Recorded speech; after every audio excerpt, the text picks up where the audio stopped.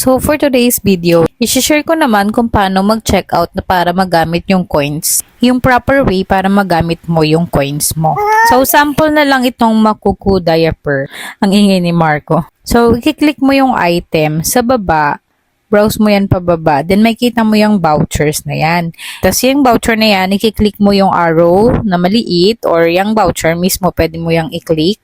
Then scroll down. Then, click mo yung more promotions. Okay. Tapos, mapupunta ka dyan sa coins tab.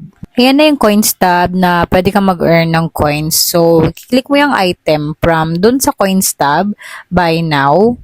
Then, yan, mag-apply na yung coins. So, from 644 down to 406, scroll down mo lang, makikita mo yung coins equivalent na less. So, less 167. Yan. Then,